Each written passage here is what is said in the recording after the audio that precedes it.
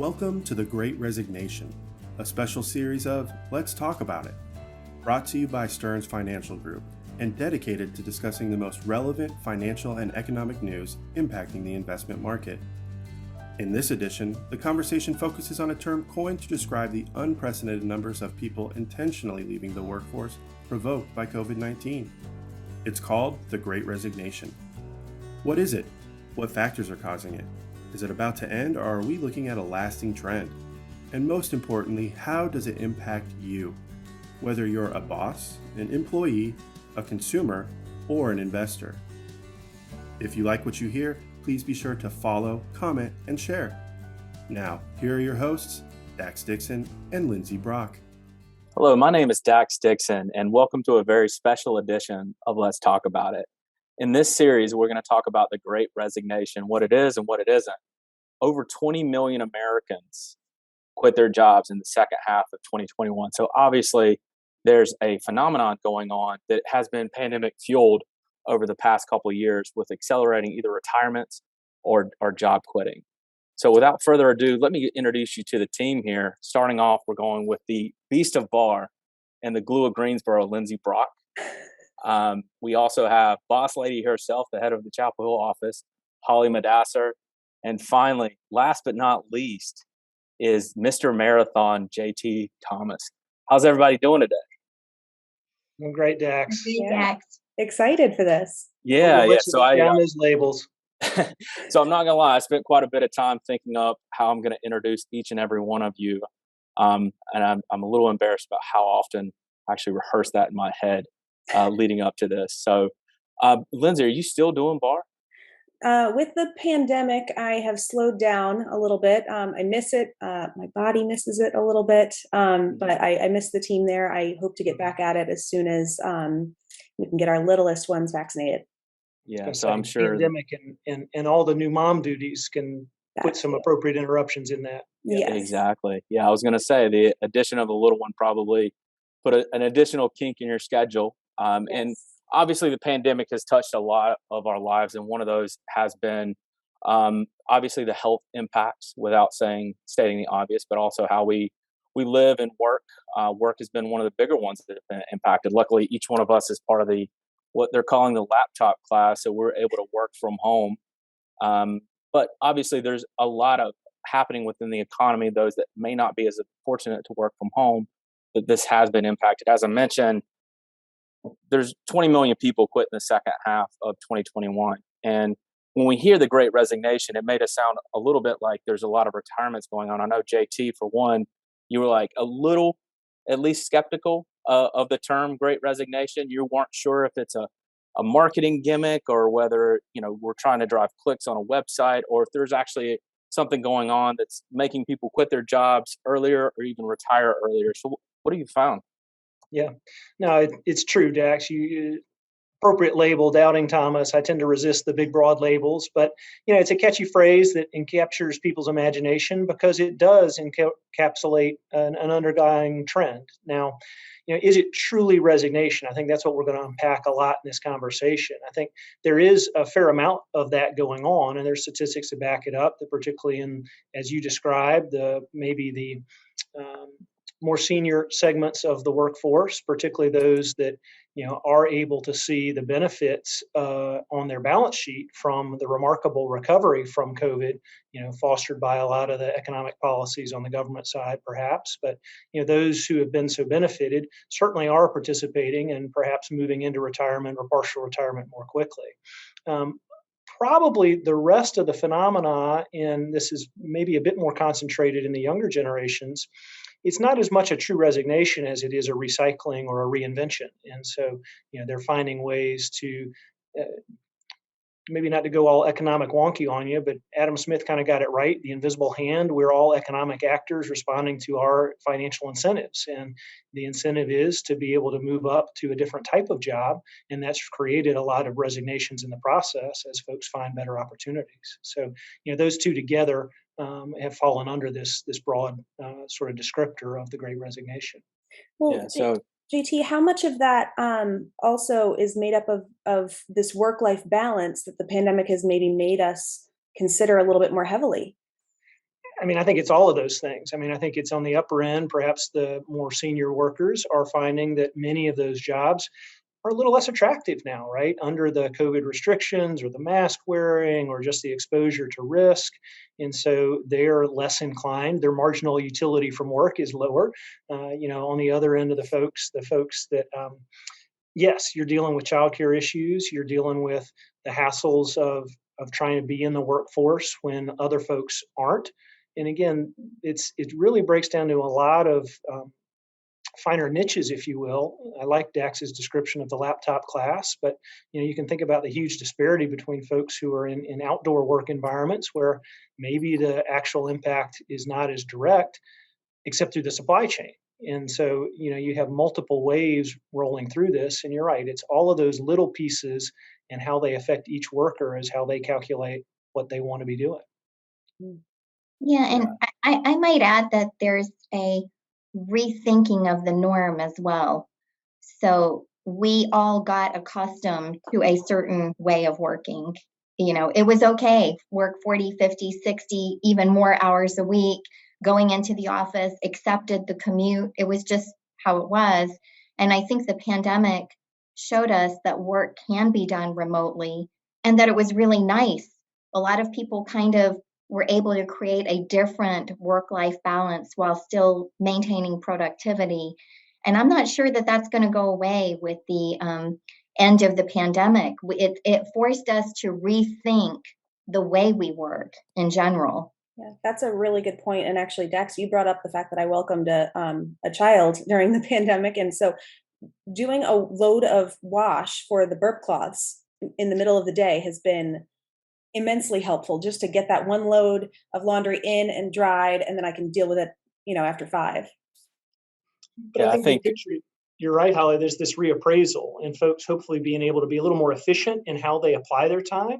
And maybe the other end of the spectrum, and we've talked a lot about wage changes and how Amazon has kind of reset what the expectation is for minimum wage. So if you think about if you're in that segment of work, and you used to have to offer 50 or 60 hours a week in order to make ends meet, but now you can consolidate that. And we were just talking about examples like the local grocery store where they're not offering 24 hours anymore, and partly some of that's probably because the labor force is able to get their needs met in fewer hours at higher wages, and they're just not going to offer the midnight hours. I don't know. Yeah. Okay. I will say Dax and I are perpetual single people, and we both decided to get married during the pandemic. So I think there is something to just reassessing the work-life balance. I think we see a lot of that. And on the flip side, a lot of divorces coming out of the pandemic. So it's just a complete reappraisal of the way that we've lived and worked. Yeah, I think it has both positive and negatives, obviously, with the burp cloth story, Lindsay. I think that something similar has happened to each of us, whether it's we do our grocery shopping during the middle of the day or maybe go on a walk, work out when things are a little less busy in those areas of our life. But on the flip side, we definitely, from each one of you, I've seen a late email. So sometimes the work from home kind of blurs the lines between where that commute used to provide a very solid dividing line between I'm at work, I'm at home. Now, if you do work from home, a lot of times you're like, I can jump on and send an email at 8:30. Or, you don't quite have the distinction that you used to have when you came to an office every day, right? Yeah, at first I thought it was fantastic that I had the commute time to myself. And now I find that I'm working during the commute time. So I think I'm actually working more from home than less. Yeah. I guess in the ideal world, it just gives us all different ways to control our time. And, again, we're now enabled by the technology. So the positive iteration of that would be if you take control and consciously decide, you're going to get back to the Pure Barre class, Lindsay, that meets at noon that you wouldn't have been able to do in traditional work mode, but you'll make up for that at 8:00 at night sometimes after the baby's down. Just, to pick on you as an example, perhaps. Really, I think the interesting phenomenon is going to be how much of this is permanent, truly. And I think I worry a little bit about some of the true resignations on maybe the upper end of the age band where they did have a nice boost in their net worth. And so they're feeling like, this opportunity does afford me the ability to really step out of work. we saw some of that, unfortunately, back during the dot-com era, where a lot of folks had maybe artificially inflated balance sheets as a result of the kind of raging stock prices in certain segments. I don't think it's writ that large, but I do have some concern if we were to have a bear market that persisted in the coming years, how many folks might have to rethink the calculus they're making now. Obviously, that's something we try to help a lot of clients with in really testing a lot of different scenarios. Right. Sure.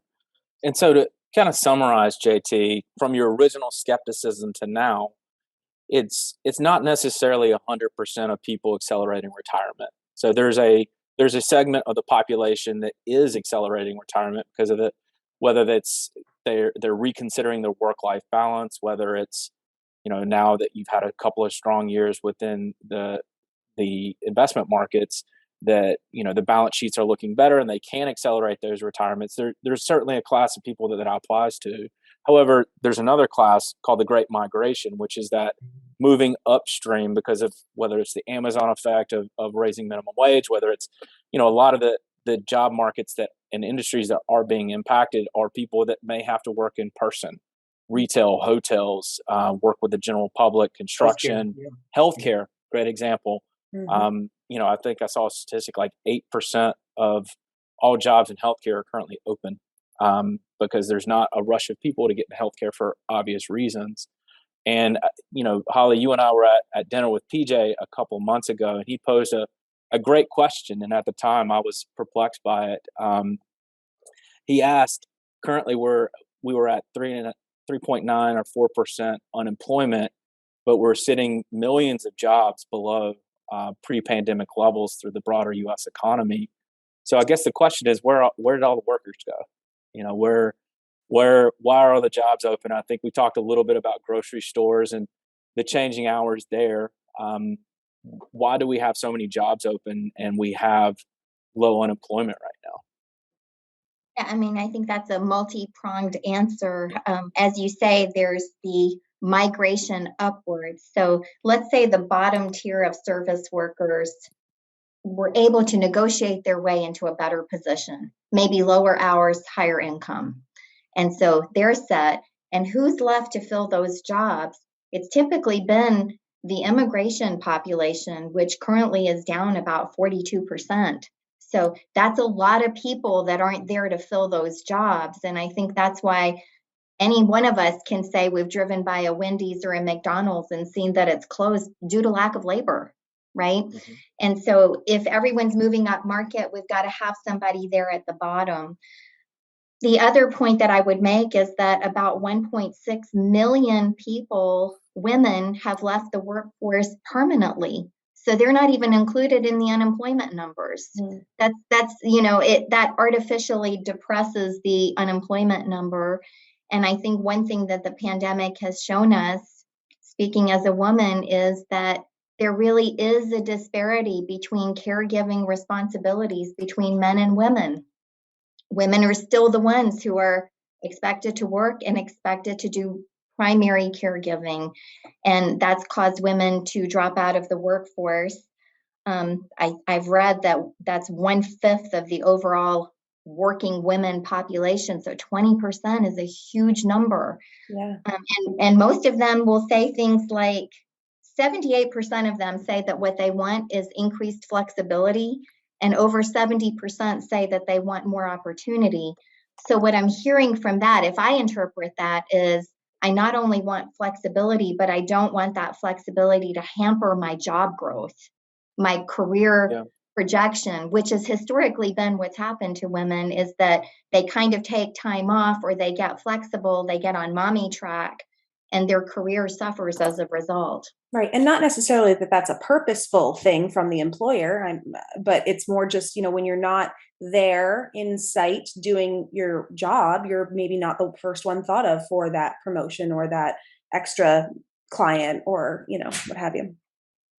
I think that's a really important reminder, because it's easy to frame this as largely positive for workers if they're able to move up market, and that's kind of the recycling or the resignation. But I think, Holly, your point about we've had a large number of folks who are not counted as part of the unemployment rate because they're not seeking work. Why is that? And you're absolutely right. We know a large percentage of that are female workers that are responsible for childcare decisions. Maybe their children aren't yet eligible for vaccination. That's a big impediment for them to returning to work. So, again, I think that is a lot of lost income, a lot of lost opportunity that may have been short-term replaced by some of the government programs with PPP and other funding. Again, the pendulum tends to swing too far in each direction, right? So how long does this persist? Is it a permanent reappraisal because they have more market power and they decide not to go back? Or is this more of a temporary phenomenon where they're out of the workforce trying to figure it out? And eventually they'll start to return in more traditional ways. Right. And that will, perhaps mean that unemployment rate actually goes back the other direction as folks come back. I tend to think over the next year, 18 months, we're going to see a lot of those folks return, maybe not to the same job in the same way. Hopefully they have more market power as a result. But, I think a lot of that, JT, is going to depend on, I think you hit the nail on the head, the vaccine status, and are more children going to be able to get vaccinated through the country to return to school? Because that's a big piece of the childcare is also the de facto educator has largely falling on women during the pandemic as kids are learning from home. They're going to have to, or they have stepped up to provide a lot of the educational support for the children. So, the more we can get children vaccinated and back to school and in safe environments, I think the better for that return to work story that you're talking about. And I think, Holly, you probably mentioned that on the other side of that, at least in some of our conversations, and is it typically it falls to women too with aging parents. The classical sandwich generation situation where, maybe they're not comfortable being in a group living situation. And so you home them with you and look after both your children and your parents at the same time, right? Yeah, absolutely. We know that the elderly are the most vulnerable during this pandemic. So even if they're not ill, much of the caregiving in terms of groceries or medications or taking them to the doctor, we're doing that because we don't want to expose them to other people. And so now you've got your children at home, you've got your parents you're worried about and trying to protect. So I think it's a lot of pressure on women, not to minimize the impact on men, but I think that explains a lot of the story with the large numbers of women that have stepped out of the workforce for the time being permanently. They're not actively looking for jobs. I tend to agree with JT that I think as we get through this pandemic and things begin to normalize, I don't think that all these women are going to want to stay at home indefinitely. So hopefully they re-engage and help boost our GDP. But we need these women workers, not just for their personal profit, but also for the economy at large. Mm-hmm. And this is a little bit of a side path, if you will, but I'm reminded during the financial crisis, the housing market crisis, in essence, there was an oversupply or too many people were employed relative to the long-term need in traditional male type work, construction, those sort of trades.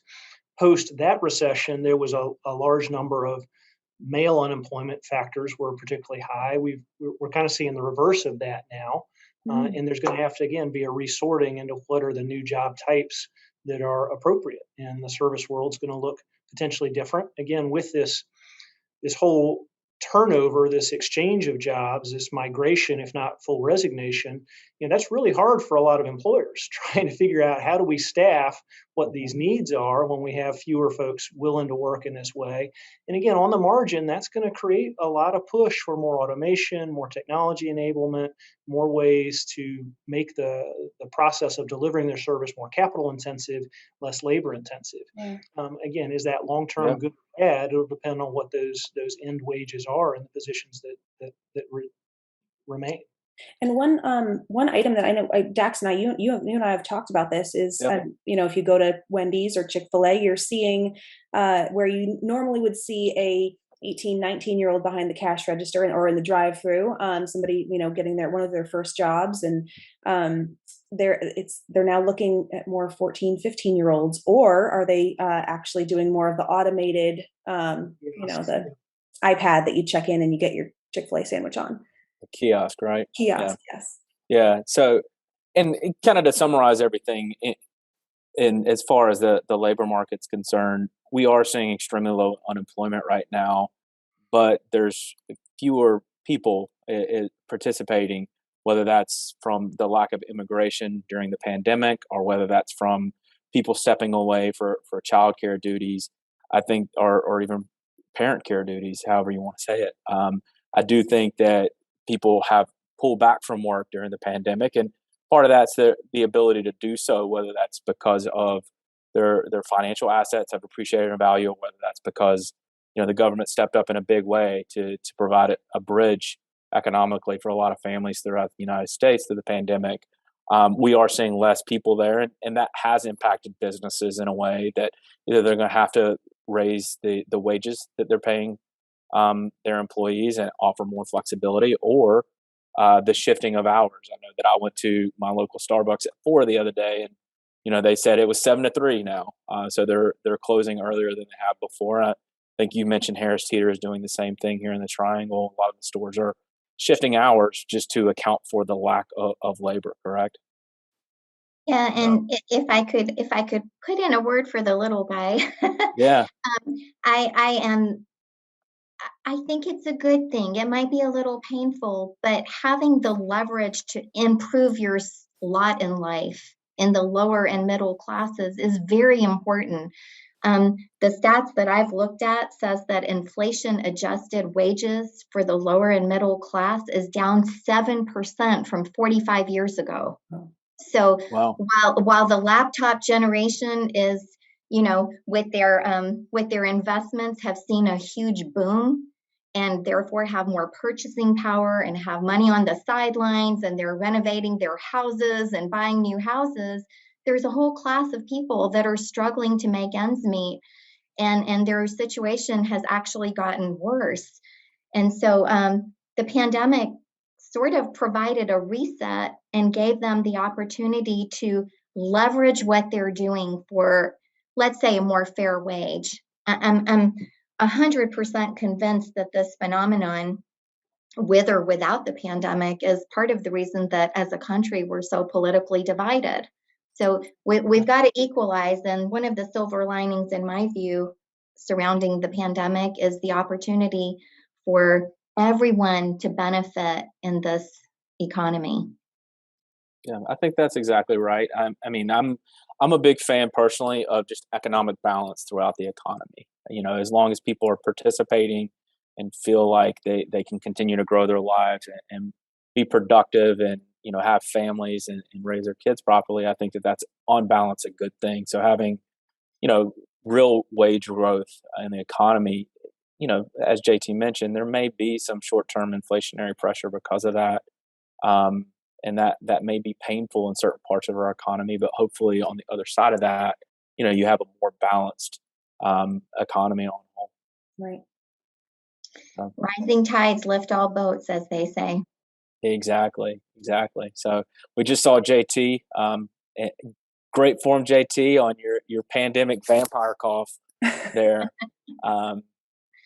So just transitioning now so we talked a little bit about the Great Migration and some of the personal and economic impacts there. Next, we do want to focus on the other side of the coin, which is the Great Resignation. So we are seeing an acceleration of the trend. I think I saw that during the 2020s, so this decade, something like 1.2 to 1.5 million people will be retiring every year.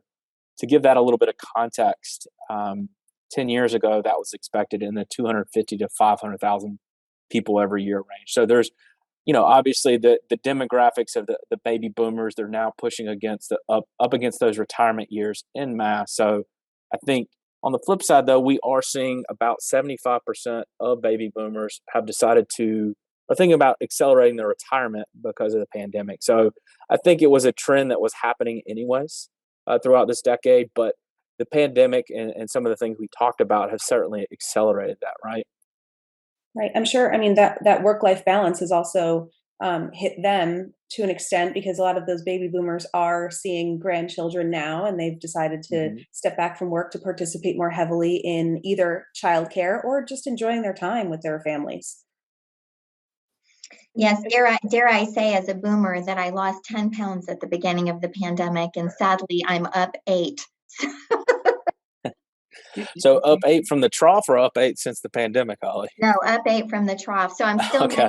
-2, but I -2. don't know. I don't even know if I trust my scale. That's within the margin of error, right? Yeah. I think related to that, on the the folks who are in that boomer demographic that are approaching retirement, they have that opportunity to reassess, as we talked about. But candidly, some of the work roles may not be as enjoyable as they were when you don't have community gathered in the office, the proverbial water cooler talk, when you have to interact through technology exclusively rather than perhaps through face-to-face mediums as you may have been accustomed to.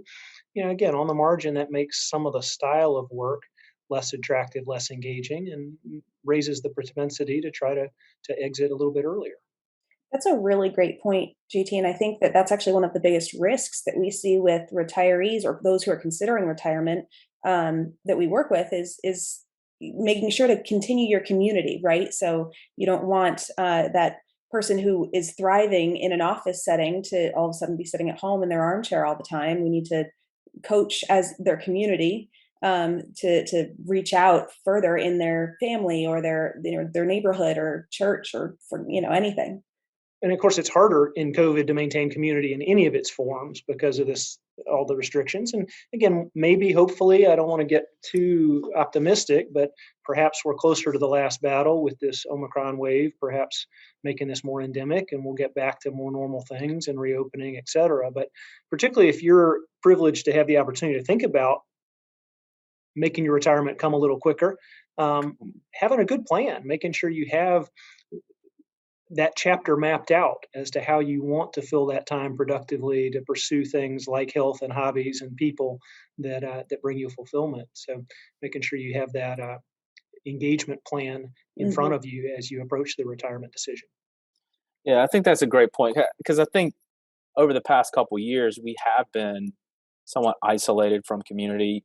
Certainly over the last 6 months to a year since the vaccine is rolled out, maybe people have gotten back into meeting in smaller groups, maybe going out to eat, things like that. But travel hasn't really come back the way it did. And, if you have been working for 30 or 40 years now, and you said, I'll do this stuff when I retire, I think you have had some of a reset over the past couple of years to say, maybe now's the time, right? And on the back of that, you've had pretty good stock market over that period, which, again, to your point earlier, JT, that's made balance sheets look a lot better. And maybe you do have the opportunity to accelerate the retirement. But on the flip side of that, there are some threats to that, because then all of a sudden your retirement's not 10, 15 years. It might be quite a bit longer than that, right?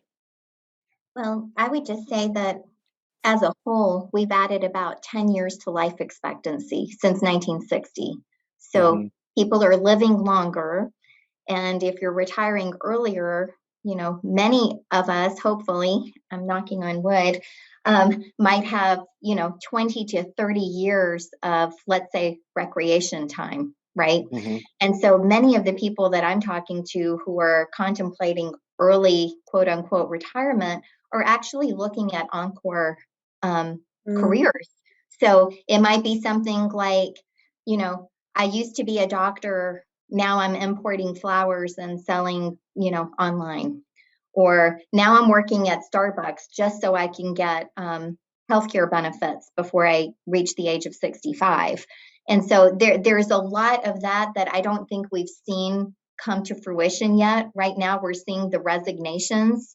We're not really seeing the reinventions. But I have no doubt in the younger boomer generation that we're going to see a lot of reinventions happening over time. Yeah, I love that point, Holly. There's we've been using examples for years, but I'm sure we're going to just see more of it, where we have friends of the firm who are retiring and choosing to drive luxury cars from the warehouse to the dealership because it's fun and it earns them $10 an hour. Yeah. Or my father-in-law personally was retired, sat at home for a couple of months, and then said, "This is so boring," and now is delivering truck parts just for just driving around delivering truck parts whenever. I think he works 2 days a week for a couple hours.